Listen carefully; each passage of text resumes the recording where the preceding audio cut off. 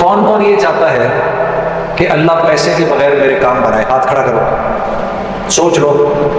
اچھا ٹھیک ہے جی، سب چاہتے ہیں. میں تمہیں ایسا اب نسخہ دے دیتا ہوں. بھائی جنید صاحب آپ نے بڑی تقریریں کی، بڑی پھڑے ماری، تو اب آپ طریقہ بھی بتا دیں. میں آپ کو طریقہ بتا دیتا ہوں، اور قسم کھا رہا ہوں میں اللہ کی، اگر تم نے وہ کر لیا تو اللہ تمہیں بغیر مال کے پال کے دکھائے گا. ٹھیک ہے، اب غور سے سننا میری بات.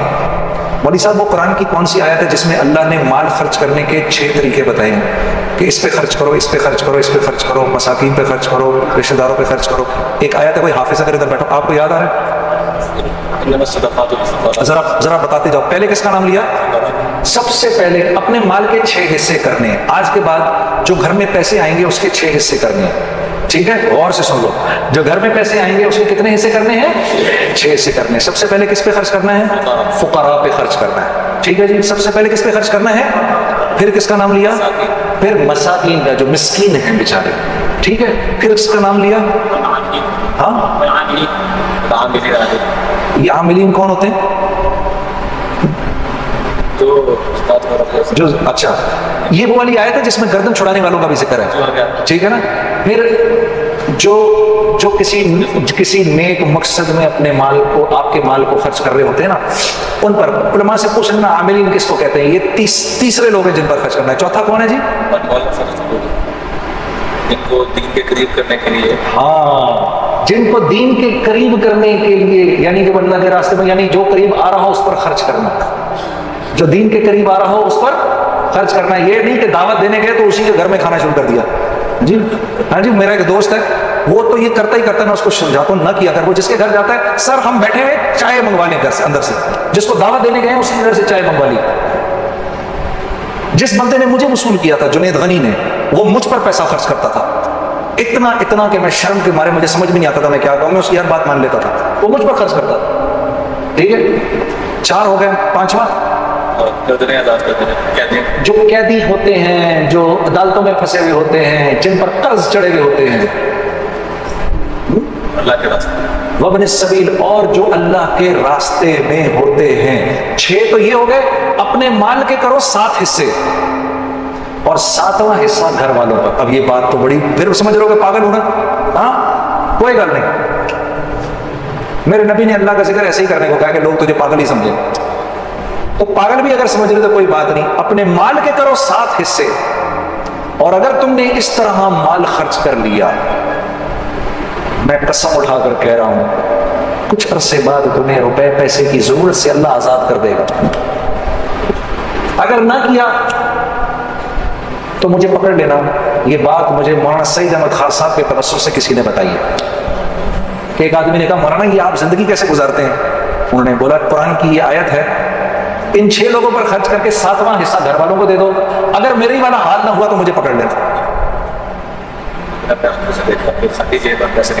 یہ سن لو جی، مولوی صاحب کہہ رہے ہیں اپنی آنکھوں سے دیکھا، خالی جیب میں سے پیسہ نکال رہے ہیں. پھر کچھ بات بنے گی نا، پھر مزہ بھی آئے گا زندگی گزارنے کا. ابھی تو اللہ سے لینا سیکھا ہی نہیں، کچھ دیکھا ہی نہیں کہ اللہ کرتا کیا ہے. ہاں، لوگوں کی غیبت کرنا بند کر دو. اللہ کی قسم تمہاری ایک بات کسی اور تک نہیں پہنچے گی. کر کے تو دیکھو. پیٹھ پیچھے لوگوں کی بات کرنی بند کر دو. ہاں، تم قتل بھی کر دو کہ کسی کو پتہ نہیں چلے گا. کرنا نہیں خدا کے واسطے. ہاں، سیال کوٹیوں، یہ پتہ چلے کل کو یہ بات بھی فیس بک پہ چڑھی ہوئی ہو کہ جو ہے چمچیت کہہ رہا ہے قتل کر دو. آج کل تو تمہارے بھائی کے پیچھے سب پڑے ہوئے ہیں نا. میرے لیے دعا کون کون کر رہا ہے؟ یا چلو میرے لیے دعا کون کون کرے گا؟ کرو گے نا؟ ہاں ٹھیک ہے. یہ کر کے دیکھو تمہاری زندگی کیا بن جائے گی. اتنا مزہ آئے گا زندگی گزارنے کا. تم اپنے اوپر پیسہ خرچ کرنا چاہو گے بھی تب بھی نہیں خرچ ہوگا. جس چیز کی خواہش کرو گے وہ اللہ کی طرف سے آ جائے گی تمہارے پاس. تمہیں سمجھ میں نہیں آئے گی میں اس پیسے کا کیا کروں یار. پھر جا کر خرچ کر دو گے کسی کے اوپر. یہ لے لے یا اللہ، ادھر تم نے خرچ کیا ادھر اور آ گیا، ادھر تم نے خرچ کیا ادھر اور آ گیا.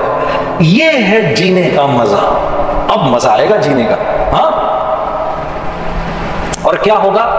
پہلے تو تم نے یہ باتیں سنی مولوی صاحب سے، اب عین الیقین ہو جائے گا. اب تمہارا دل کرے گا یار. میں سوچتا تھا کہ صحابہ دھڑا دھڑ اس طرح کیوں خرچ کرتے ہیں. سیدنا عمر نے رضی اللہ تعالیٰ عنہ نے اپنی امارت کے دوران، یہ بھی حیات الصحابہ میں ہے یہ، آپ نے 1000 درہم کی ایک تھیلی لے کر غلام کو دی کہ جاؤ ابو عبیدہ کے پاس، امین الامت۔ ہمیں تو سارے ہی صحابہ پیارے ہیں، پتہ نہیں کیوں میں جب ان کا نام لیتا ہوں میرے دل میں ان کے لیے بڑی محبت ہے، ابو عبیدہ بن جراح کے لیے۔ ان کی زندگی پڑھنا ضرور، کیا انسان تھے اپنے، ان کے انتقال وقت کی زندگی پڑھنا تمہیں پتہ چلے گا ابو عبیدہ بن جراح رضی اللہ تعالیٰ عنہ کیا صحابی تھے۔ جا کے دو ان کو، اور تم کونے میں بیٹھ جانا، ذرا دیکھنا ابو عبیدہ کیا کرتے ہیں اس کے ساتھ۔ تو جی 1000 درہم کی تھیلی بھیج دی، تو پوچھا یہ کیا ہے جی؟ یہ جی 1000 اشرفیاں بھیجی ہیں، کس نے؟ امیر المومنین نے۔ کیوں؟ کہا جی آپ کی ضرورت۔ میں نے کب کہا مجھے ضرورت ہے؟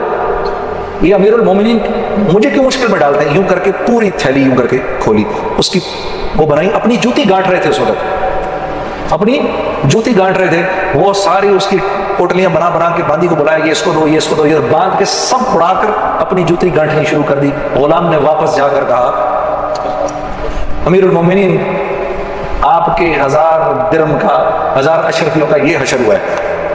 ہاں زبان سے نکلا اللہ اکبر، اللہ تیرا شکر ہے، کیسے لوگوں پہ تو نے مجھے امیر بنایا ہے۔ پھر 1000 درہم کی تھیلی اٹھائی اور کہا لے جاؤ اب یہ معاذ بن جبل کے پاس جاؤ اور دیکھنا وہاں کیا ہوتا ہے۔ یہ حضرات گرامی علماء کرام، ان کا جھنڈا کل ہوگا معاذ بن جبل رضی اللہ تعالیٰ عنہ کے ہاتھ میں، اور یہ حضرات ان کے پیچھے ہوں گے انشاءاللہ۔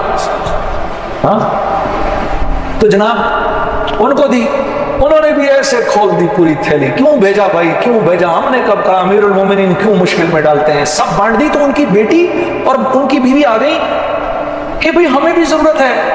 کہا اچھا تو پہلے بتانا تھا، کیوں تھیلی پھینکی، یہ رکھ لو اس میں جو کچھ بھی ہے۔ تو 2 اشرفیاں نکلی اس میں سے۔ غلام واپس گیا، کیا ہوا؟ کہا جی یہ ہوا۔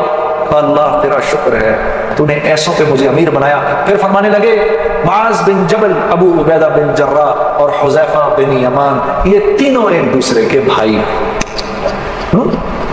کہ ان کو واقعی دل نہیں کرتا تھا۔ یہ جانتے تھے یہ مال اور طاقت اور حکومت کے بغیر پلنا جانتے تھے، اس لیے ان چیزوں سے ان کو کراہیت ہوتی تھی جو ہمیں پسند ہیں۔ ہاں انسان کو اللہ نے اپنے لیے بنایا ہے، انسان کو اللہ نے اپنے لیے بنایا ہے۔ یہ اللہ کو چھوڑ کر کسی اور کا ہوگا تو پریشان ہو جائے گا۔ اس دل کے اندر اللہ کے علاوہ کسی اور کی محبت ڈالو، ذرا پتہ چل جائے گا۔ کسی اور کی محبت ڈالو، ہمیشہ کا روگ، ہمیشہ کی پریشانی تمہارا مقدر بن جائے گی۔ جو کچھ سنا گیا اللہ پاک اس پر عمل کرنے والا اور آگے لوگوں تک پہنچانے والا بنائے۔ مزید اصلاحی بیانات کے لیے ہمارا یوٹیوب چینل بیوٹیفل بیان JJ کو سبسکرائب کریں اور ویڈیو کو لائک کریں۔ جزاک اللہ خیر۔